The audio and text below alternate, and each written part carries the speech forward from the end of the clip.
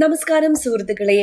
ഇന്നേ 2022 PSC നടത്തിയ UP school teacher പരീക്ഷയുടെ ക്വസ്റ്റ്യൻ പേപ്പർ ഡിസ്കഷൻ ആണ്. ഇതിൽ ആദ്യത്തെ 9 ചോദ്യങ്ങൾ നമ്മൾ ഓൾറെഡി ഡിസ്കസ് ചെയ്ത് കഴിഞ്ഞു. ബാക്കിയുള്ള കുറച്ച് ചോദ്യങ്ങളാണ് ഡിസ്കസ് ചെയ്യുന്നത്, റിലേറ്റഡ് ഫാക്ട്സ് അടക്കം. അപ്പോൾ PSC റീസെന്റ് ആയിട്ട് നടത്തിയ പരീക്ഷകളുടെ റിലേറ്റഡ് ഫാക്ട്സ് പഠിക്കുന്നത് വളരെ വളരെ വളരെ ഇമ്പോർട്ടൻ്റ് ആണ്, എപ്പോഴും പറയുന്ന കാര്യം. അപ്പം ഞാൻ ഇതുവരെ ചെയ്ത ക്വസ്റ്റ്യൻ പേപ്പേഴ്സ് എല്ലാം ക്വസ്റ്റ്യൻ പേപ്പേഴ്സ് എന്ന് പറഞ്ഞൊരു പ്ലേലിസ്റ്റിനകത്താണ് ഇട്ടേക്കുന്നത്. അപ്പം നിങ്ങൾ ആ പ്ലേലിസ്റ്റ് പോയി നോക്കിയാൽ, ഞാൻ വീഡിയോയുടെ താഴെ ഡിസ്ക്രിപ്ഷൻ ബോക്സിൽ കൊടുത്തേക്കാം. പ്ലേലിസ്റ്റ് പോയി നോക്കിയാൽ ഞാൻ ഇതുവരെ ചെയ്ത എല്ലാ ക്വസ്റ്റ്യൻ പേപ്പേഴ്സും കിട്ടും. പഠിച്ച് നീട്ടുന്നില്ല വെറുതെ. വീഡിയോയിലോട്ട് പോവാം. ടിപ്സ് ആൻഡ് ട്രിക്സ് ഫാമിലിയിലോട്ട് എല്ലാവരെയും വെൽക്കം ചെയ്യുവാണേ. സബ്സ്ക്രൈബ് ചെയ്യാതെ ആരെങ്കിലും കാണുന്നുണ്ടെങ്കിൽ സബ്സ്ക്രൈബ് ചെയ്ത് ഫാമിലി മെമ്പർ ആയേക്കാം. തുടങ്ങാം.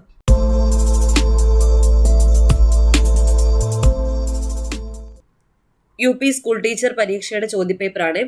ഇതിൽ ഇനി നോക്കാനുള്ള 2 ചോദ്യങ്ങളില്ലേ നമ്മുടെ സിലബസിൽ ഇല്ലാത്തത്, അത് വേണ്ട. പ്രാചീന ചരിത്രമാണ്, അതിന്റെ ആവശ്യമില്ല. അപ്പൊ 11ാമത്തെ ചോദ്യത്തിലോട്ട് പോവാം. ഏത് മന്ത്രാലയത്തിന് കീഴിലാണ് ദേശീയ ജനസംഖ്യാ രജിസ്റ്റർ, നാഷണൽ പോപ്പുലേഷൻ രജിസ്റ്റർ തയ്യാറാക്കുന്നത്? ഏത് മന്ത്രാലയത്തിന്റെ കീഴിലാണ്? ആഭ്യന്തര മന്ത്രാലയം. ആഭ്യന്തര മന്ത്രാലയത്തിന് കീഴിലാണ് ദേശീയ ജനസംഖ്യാ രജിസ്റ്റർ, നാഷണൽ പോപ്പുലേഷൻ രജിസ്റ്റർ തയ്യാറാക്കുന്നത്. ഈ ആഭ്യന്തര മന്ത്രാലയം തന്നെയാണ് ഇന്ത്യയിൽ സെൻസസ് നടത്തുന്നത്. കാനേഷുമാരി അല്ലെങ്കിൽ സെൻസസ് നടത്തുന്നതും ആഭ്യന്തര മന്ത്രാലയം തന്നെയാണ്. ദേശീയ സെൻസസ് ദിനമായി ആചരിക്കപ്പെടുന്നത് എന്ന ഫെബ്രുവരി 9 ഫെബ്രുവരി 9 ദേശീയ സെൻസസ് ദിനമായി ആചരിക്കപ്പെടുന്നത്. അപ്പൊ ഈ 2021 ഒരു സെൻസസ് നടക്കേണ്ടിയിരുന്നു. കാരണം അവസാനത്തെ സെൻസസ് നടന്നത് 2011 അപ്പൊ 2021 നടക്കേണ്ടിയിരുന്നത് എത്രാമത്തെ സെൻസസാ? ഇന്ത്യയുടെ 16ാമത് സെൻസസും സ്വതന്ത്ര ഇന്ത്യയുടെ 8ാമത് സെൻസസുമാണ് 2021 നടക്കേണ്ടിയിരുന്നത്. ഇത് ഞാൻ പറയാനുള്ള കാരണം 2021 കഴിഞ്ഞു പോയ സെൻസസ് എത്രാമത്തേതാണെന്ന് റിപ്പീറ്റിംഗ് ആയിട്ട് ചോദിക്കുന്നുണ്ട്.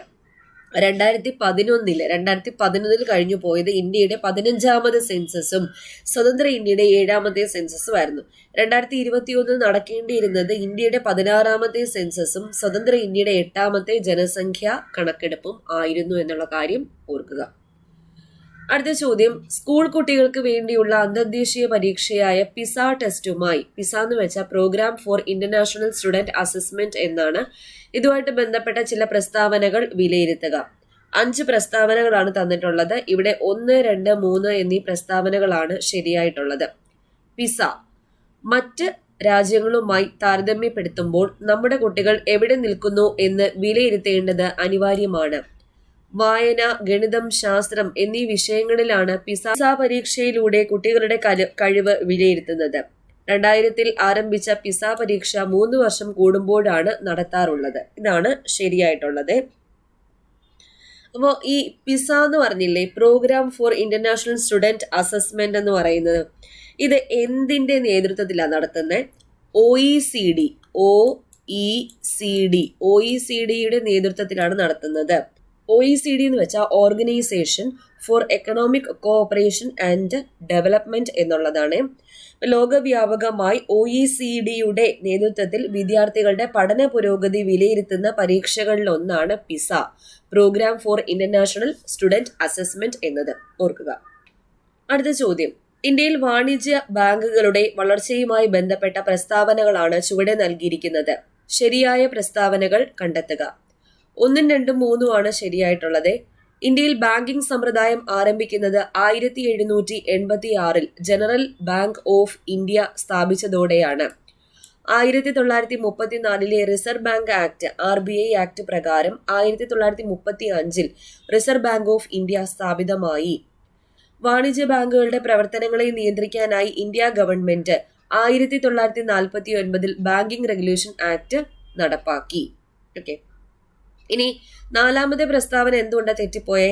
ഇമ്പീരിയൽ ബാങ്ക് ഓഫ് ഇന്ത്യയെ ദേശസാൽക്കരിച്ച് സ്റ്റേറ്റ് ബാങ്ക് ഓഫ് ഇന്ത്യ എന്ന പേരിലാണ് ആക്കിയത്. കൊമേഴ്ഷ്യൽ ബാങ്ക് അല്ല, യുണൈറ്റഡ് കൊമേഴ്ഷ്യൽ ബാങ്ക് അല്ല, സ്റ്റേറ്റ് ബാങ്ക് ഓഫ് ഇന്ത്യ എന്ന പേരിലാണ് ആക്കിയത്.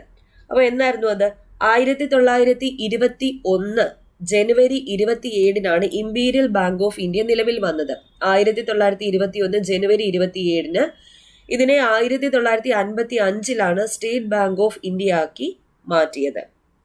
ഇപ്പൊ ബാങ്ക് ഉപഭോക്താക്കൾക്ക് പിൻ നമ്പറിന് പകരം അവരുടെ ശബ്ദം ഉപയോഗിച്ച് അക്കൗണ്ട് തുറക്കാവുന്ന സംവിധാനം ആരംഭിച്ച ബാങ്ക് ഏതാ? സിറ്റി ബാങ്ക് ആണ്.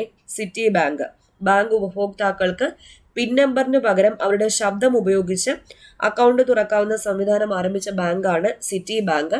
13 ജില്ലാ സഹകരണ ബാങ്കുകളെ സംയോജിപ്പിച്ച് ഫോം ചെയ്ത ബാങ്ക് ഏതാ? Kerala state cooperative bank. Kerala ബാങ്കാണ് 13 ജില്ലാ സഹകരണ ബാങ്കുകളെ സംയോജിപ്പിച്ച് ഫോം ചെയ്തത്. ആ 14ാമത്തെ ആൾ ആരായിരുന്നു ഇതിനകത്ത് സംയോജിക്കാത്തത്? മലപ്പുറം സഹകരണ ബാങ്കാണ്.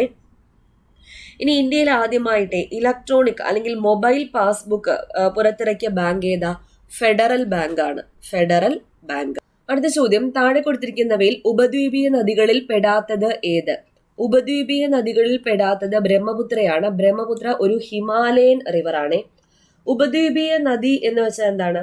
ഉപദ്വീപീയ പീഠഭൂമിയിലെ ഉയർന്ന പ്രദേശങ്ങളിൽ നിന്ന് ഉത്ഭവിക്കുന്ന നദികളാണ് ഉപദ്വീപീയ നദികൾ. ഉപദ്വീപീയ പീഠഭൂമിയിലെ ഉയർന്ന പ്രദേശങ്ങളിൽ നിന്ന് ഉത്ഭവിക്കുന്ന നദികളാണ് ഉപദ്വീപീയ നദികൾ. പ്രധാനപ്പെട്ട ഉപദ്വീപീയ നദികൾ നർമ്മദ, താപ്തി, ഗോദാവരി, കൃഷ്ണ, കാവേരി, മഹാനദി. നർമ്മദ, താപ്തി, ഗോദാവരി, മഹാനദി, കൃഷ്ണ, കാവേരി എന്നിവയാണ് പ്രധാനപ്പെട്ട ഉപദ്വീപീയ നദികൾ. ഇതില് പടിഞ്ഞാറോട്ടൊഴുകുന്ന ഉപദ്വീപീയ നദികൾ ഏതൊക്കെയാ? നർമ്മദയും താപ്തിയാണ്. നർമ്മദയും താപ്തിയും. കിഴക്കോട്ടൊഴുകുന്ന ഉപദ്വീപീയ നദികൾ ഏതൊക്കെയാ? മഹാനദി, ഗോദാവരി, കൃഷ്ണ, കാവേരി. അപ്പൊ ഈ നർമ്മദ താപ്തി എന്നിവ പടിഞ്ഞാറോട്ട് ഒഴുകി എവിടെയാ പതിക്കുന്നത്? അറബിക്കടലിലാണ് പതിക്കുന്നത്. ഇനി ഉപദ്വീപീയ നദികളിൽ ഏറ്റവും നീളം കൂടിയ നദി ഏതാ? ഗോദാവരിയാണ് ഉപദ്വീപീയ നദികളിൽ ഏറ്റവും നീളം കൂടിയ നദി.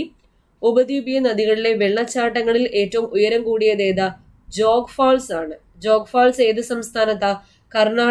കർണാടകയിലെ ശരാവതി നദിയിലാണ് ജോഗ് ഫാൾസ് സ്ഥിതി ചെയ്യുന്നത്. ഉപദ്വീപീയ നദികളിലെ വെള്ളച്ചാട്ടങ്ങളിൽ ഏറ്റവും ഉയരം കൂടിയതാണ് ജോഗ് ഫാൾസ്. ഈ ഉപദ്വീപീയ നദികളുടെ പ്രധാന ജലവിഭാഗം എവിടെന്നാ? പശ്ചിമഘട്ടമാണ്. പശ്ചിമഘട്ടം. ഈ ഉപദ്വീപീയ നദികൾക്ക് പ്രധാനമായും ജലം ലഭിക്കുന്നത് ഏത് മഴകളിൽ നിന്നാണ്? മൺസൂൺ മഴകളിൽ നിന്നാണ് ഈ ഉപദ്വീപീയ നദികൾക്ക് പ്രധാനമായിട്ടും ജലം ലഭിക്കുന്നത്. അതുകൊണ്ട് തന്നെ ഈ ഉപദ്വീപീയ നദികളുടെ നീരൊഴുക്ക് പൂർണ്ണമായും മഴയെ ആശ്രയിച്ചായതുകൊണ്ട് വേനൽക്കാലത്ത് ഇവയിൽ വെള്ളം തീരെ കുറവായിരിക്കും. അടുത്ത ചോദ്യം, ഇന്ത്യൻ ഭരണഘടനയുടെ ആമുഖത്തിൽ സ്ഥിതി സമത്വം, മതേതരത്വം എന്നീ ആശയങ്ങൾ കൂട്ടിച്ചേർത്തത് എത്രാമത്തെ ഭരണഘടനാ ഭേദഗതി പ്രകാരമാണ്? ഇന്നലെ കോൺസ്റ്റിറ്റ്യൂഷന്റെ ക്ലാസ് എടുത്തപ്പോൾ ഞാൻ പറഞ്ഞ കാര്യമാണ്.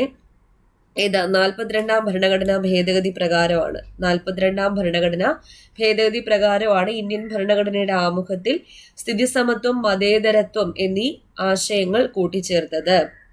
ഇനി OBC പട്ടിക തീരുമാനിക്കുന്നതിന് സംസ്ഥാനങ്ങൾക്കുള്ള അധികാരം പുനഃസ്ഥാപിച്ച ഭരണഘടനാ ഭേദഗതി ഏതാ? 105ാം ഭരണഘടനാ ഭേദഗതിയാണ്. കറണ്ട് ആയിട്ടുള്ള കാര്യമാണ്. OBC പട്ടിക തീരുമാനിക്കുന്നതിന് സംസ്ഥാനങ്ങൾക്കുള്ള അധികാരം പുനഃസ്ഥാപിച്ച ഭരണഘടനാ ഭേദഗതിയാണ് 105ാം ഭരണഘടനാ ഭേദഗതി നിയമം, 127ാം ബില്ല്. അടുത്ത ചോദ്യം, സാമൂഹ്യ നിയന്ത്രണവുമായി ബന്ധപ്പെട്ട പ്രസ്താവനകളാണ് താഴെ നൽകിയിരിക്കുന്നത്. ഇതിൽ ശരിയായ പ്രസ്താവന അല്ലെങ്കിൽ പ്രസ്താവനകൾ കണ്ടെത്താനാ പറഞ്ഞേക്കുന്നത്. 1ഉം 4ഉം ആണ് ശരിയായിട്ടുള്ളത്. 1ഉം 4ഉം. പോലീസ്, കോടതി, ജയിൽ എന്നീ സ്ഥാപനങ്ങൾ വഴിയാണ് ഔപചാരിക സാമൂഹ്യ നിയന്ത്രണം സാധ്യമാകുന്നത്. ഔപചാരിക സാമൂഹ്യ നിയന്ത്രണത്തിന്റെ ലംഘനം ശിക്ഷാർഹമാണ്. അപ്പോഴേ ഈ സാമൂഹ്യ നിയന്ത്രണത്തിന്റെ സവിശേഷതകൾ എന്തെല്ലാമാ?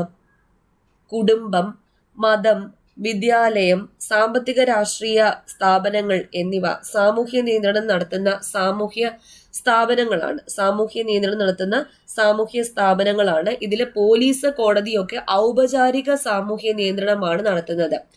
ഈ കുടുംബം, മതം, സമപ്രായക്കാരുടെ സംഘമൊന്നും ഔപചാരികമല്ല, അത് അനൗപചാരികമാണ്. പിന്നെ സാമൂഹ്യ നിയന്ത്രണത്തിന് വിധേയമാകാത്തവർക്ക് മുന്നറിയിപ്പ് കൊടുക്കുകയോ അത്തരം പെരുമാറ്റങ്ങൾ ഇല്ലാതാക്കുകയോ ശിക്ഷിക്കുകയോ ചെയ്യാനുള്ള സ്ഥാപനങ്ങളും സംവിധാനങ്ങളും ഒക്കെ ഇപ്പോൾ സമൂഹത്തിൽ ഉണ്ട്. അടുത്ത ചോദ്യം ഒരു SCRT ചോദ്യമാണ്. SCRT IT പഠിക്കാനുള്ള, കമ്പ്യൂട്ടറിൽ പഠിക്കാനുള്ള ചോദ്യം. സാമൂഹ്യ ശാസ്ത്ര ക്ലാസ്സിൽ അധ്യാപികയ്ക്ക് ഉപയോഗിക്കാവുന്ന ഒരു ഡെസ്ക്ടോപ്പ് പ്ലാനറ്റോറിയം സോഫ്റ്റ്വെയർ താഴെ കൊടുത്തിട്ടുള്ളവയിൽ ഏതാണ്? നമ്മൾ എക്സാം ഇട്ടപ്പോൾ ഇത് ഞാൻ ഉൾപ്പെടുത്തിയിട്ടുണ്ട് ഈ ചോദ്യം. SCRT IT ഞാൻ സെപ്പറേറ്റ് ആയിട്ട് ഓരോ ക്ലാസ് ആയിട്ട് പഠിക്കാൻ തരുന്നുണ്ട്. സ്റ്റെല്ലേറിയമാണ്. സ്റ്റെല്ലേറിയം സാമൂഹ്യശാസ്ത്ര ക്ലാസ്സിൽ അധ്യാപികയ്ക്ക് ഉപയോഗിക്കാവുന്ന ഒരു ഡെസ്ക്ടോപ്പ് പ്ലാനറ്റോറിയം സോഫ്റ്റ്വെയർ താഴെ കൊടുത്തിട്ടുള്ളവയിൽ ഏതാ? സ്റ്റെല്ലേറിയം. അടുത്ത ചോദ്യം, കേരളത്തിൽ പൊതുവിദ്യാലയങ്ങളിലെ കുട്ടികൾക്ക് വിക്ടേഴ്സ് ചാനലിലൂടെ ക്ലാസുകൾ സംസ്ഥാന തലത്തിൽ ലഭ്യമാക്കിക്കൊണ്ടിരിക്കുന്ന സ്ഥാപനം ഏതാണ്? കൈറ്റ് ആണ്. കൈറ്റിന്റെ full form Kerala Infrastructure and Technology for Education. Kerala Infrastructure and Technology for Education എന്നതാണ് കൈറ്റിന്റെ ഫുൾ ഫോം. ഇനി ഫസ്റ്റ് ബെൽ എന്ന് പറയുന്ന പരിപാടി എന്തുവായിരുന്നു? കോവിഡ് മഹാമാരിയും ലോക്ക്ഡൌണും കേരളത്തെ അല്ലെങ്കിൽ ലോകത്തെ പ്രതിസന്ധിയിലാക്കിയ സമയത്ത് കേരള സർക്കാരിന്റെ വിദ്യാഭ്യാസ ചാനലായ കൈറ്റ് വിക്ടേഴ്സിലൂടെ സ്കൂൾ വിദ്യാർത്ഥികൾക്കായി ആരംഭിച്ച ഓൺലൈൻ വിദ്യാഭ്യാസ പരിപാടിയാണ് ഫസ്റ്റ് ബെൽ. അപ്പൊ കൈറ്റിന്റെ full form Kerala Infrastructure and Technology for Education എന്നാണ്. ഈ കൈറ്റ് വിക്ടേഴ്സിലൂടെ സ്കൂൾ വിദ്യാർത്ഥികൾക്ക് വേണ്ടി കോവിഡ് മഹാമാരി കാലത്തും ലോക്ക്ഡൌൺ കാലത്തും ഒക്കെ ആരംഭിച്ച ഓൺലൈൻ വിദ്യാഭ്യാസ പരിപാടിയാണ് ഫസ്റ്റ് ബെൽ. ഇനി നീതി ആയോഗ് പ്രസിദ്ധീകരിച്ച മനുഷ്യവിഭവശേഷി വിഭാഗത്തിലെ മികച്ച മാതൃകകളുടെ സംക്ഷിപ്ത പട്ടികയിൽ ഇടം പിടിച്ച കേരള പൊതുവിദ്യാഭ്യാസ വകുപ്പിന്റെ സ്ഥാപനമാണ് കൈറ്റ്. നീതി ആയോഗ് പ്രസിദ്ധീകരിച്ച മനുഷ്യവിഭവശേഷി വിഭാഗത്തിലെ മികച്ച മാതൃകകളുടെ സംക്ഷിപ്ത പട്ടികയിൽ ഇടം പിടിച്ച കേരള പൊതുവിദ്യാഭ്യാസ വകുപ്പ് സ്ഥാപനമാണ് ഏതെന്ന് പറയുന്നത്? കൈറ്റ് എന്ന് പറയുന്നത്. കൈറ്റ്. അടുത്ത ചോദ്യം, ആരോഗ്യം, ഊർജം, ദുരന്ത നിവാരണം തുടങ്ങിയ മേഖലകളിൽ പ്രയോജനപ്പെടുത്തുന്നതിനായി ജപ്പാൻ അടുത്ത കാലത്തായി രൂപകൽപ്പന ചെയ്ത സൂപ്പർ കമ്പ്യൂട്ടറിന്റെ പേരെന്തുവാ? ഫുഗാക്കു എന്ന സൂപ്പർ കമ്പ്യൂട്ടർ ആണ്. ഫുഗാക്കു. നിലവിലെ ലോകത്തിലെ ഏറ്റവും വേഗത കൂടിയ സൂപ്പർ കമ്പ്യൂട്ടർ ഏതാ? ഫ്രോണ്ടിയർ ആണ്. USA ഡെവലപ്പ് ചെയ്ത ഫ്രോണ്ടിയർ ആണ് നിലവിൽ ലോകത്തിലെ ഏറ്റവും വേഗത കൂടിയ സൂപ്പർ കമ്പ്യൂട്ടർ. അടുത്ത ചോദ്യം, വൈദ്യുത ചാർജിന്റെ യൂണിറ്റ് ആണ് കൂളോം ആണ് വൈദ്യുത ചാർജിന്റെ യൂണിറ്റ്. ദൂരം, സ്ഥാനാന്തരം എന്നിവയുടെ യൂണിറ്റ് ഏതാ? മീറ്റർ ആണ്. ദൂരം, സ്ഥാനാന്തരം എന്ന് വെച്ചാൽ ഡിസ്പ്ലേസ്മെന്റ് ആണ്. ദൂരം, ഡിസ്റ്റൻസിന്റെ ഡിസ്പ്ലേസ്മെന്റിന്റെ യൂണിറ്റ് മീറ്റർ ആണ്. ആംബിയർ എന്നത് എന്തിന്റെ യൂണിറ്റാ? വൈദ്യുത ധാര ഇലക്ട്രിക് കറണ്ടിന്റെ യൂണിറ്റ് ആണ് ആംബിയർ. ഫാരഡ് എന്നത് കപ്പാസിറ്റൻസിന്റെ യൂണിറ്റ് ആണ്. ഫാരഡ് എന്നത് കപ്പാസിറ്റൻസിന്റെ യൂണിറ്റ് ആണ്. വോൾട്ട് എന്നത് പൊട്ടൻഷ്യൽ വ്യത്യാസത്തിന്റെ യൂണിറ്റ് ആണ്. പൊട്ടൻഷ്യൽ വ്യത്യാസത്തിന്റെ യൂണിറ്റ് ആണ് ഏതെന്ന് പറയുന്നത്? വോൾട്ട്. അടുത്ത ചോദ്യം, നിശ്ചലമായിരിക്കുന്ന ഒരു വസ്തുവിന്റെ സ്ഥാനാന്തര സമയ ഗ്രാഫ് താഴെ പറയുന്നവയിൽ ഏതാണ്? എ ആണ്. നിശ്ചലമായിരിക്കുന്ന വസ്തു അല്ലേ, അപ്പോ സമയം കൂടുന്തോറും സ്ഥാനാന്തരത്തിന് വ്യത്യാസം ഒന്നും വരുന്നില്ല, കാരണം അത് നിശ്ചലമായിട്ട് തന്നെയാണ് ഇരിക്കുന്നത്. ബാക്കി എല്ലായിടത്തും കൂടുന്നുണ്ട് അല്ലെങ്കിൽ കുറയുന്നുണ്ട്, അതൊന്നും അല്ല. അപ്പോൾ നിശ്ചലമായിരിക്കുക എന്ന് വെച്ചാൽ അതിന് പ്രത്യേകിച്ച് മോഷൻ ഇല്ല, അതുകൊണ്ട് അതിന്റെ ഡിസ്പ്ലേസ്മെന്റ് മാറുന്നില്ല. നേർരേഖയിലല്ലാത്ത സന്ദർഭത്തിൽ വസ്തു എന്തായിരിക്കും? ചലിക്കുന്നുണ്ടായിരിക്കും. നേർരേഖയിലല്ലാത്ത സന്ദർഭത്തിൽ വസ്തു അസമവേഗതയിലും ആയിരിക്കും. ഒരു സമവേഗതയിൽ ചലിക്കുന്ന വസ്തുവിന്റെ സ്ഥാന സമയ ഗ്രാഫ് എന്തായിരിക്കും? നേർരേഖയിലായിരിക്കും. സമവേഗതയിൽ ഒരേ വേഗതയിൽ സഞ്ചരിക്കുന്ന ഒരു വസ്തുവിന്റെ സ്ഥാന സമയ ഗ്രാഫ് എടുത്തു കഴിഞ്ഞാൽ അത് നേർരേഖയിലായിരിക്കും. ഓക്കെ, അപ്പൊ ഇത്രയും ചോദ്യങ്ങളാണ് ഇന്ന് ഡിസ്കസ് ചെയ്തത്. ഉപകാരപ്പെട്ടു എന്ന് വിചാരിക്കുകയാണ്. അപ്പൊ ഇതുപോലത്തെ ക്വസ്റ്റ്യൻ പേപ്പേഴ്സിന്റെ വർക്കൗട്ട് നിങ്ങൾ എന്തായാലും മിസ് ചെയ്യാതെ കാണുക. കാരണം നമ്മളിങ്ങനെ പോർഷൻസ് പഠിച്ചു പോയാൽ മാത്രം പോരല്ലോ, PSC ഏത് ഏരിയയിൽ നിൽക്കുകയാണ് ക്വസ്റ്റ്യൻസ് ചോദിക്കുന്നതെന്നും കൂടി അറിഞ്ഞിരിക്കേണ്ടതായിട്ടുണ്ട്. വീഡിയോ ഇഷ്ടപ്പെട്ടാൽ ലൈക്ക് ചെയ്യാൻ മറക്കരുതേ. വീണ്ടും കാണാം. Thank you.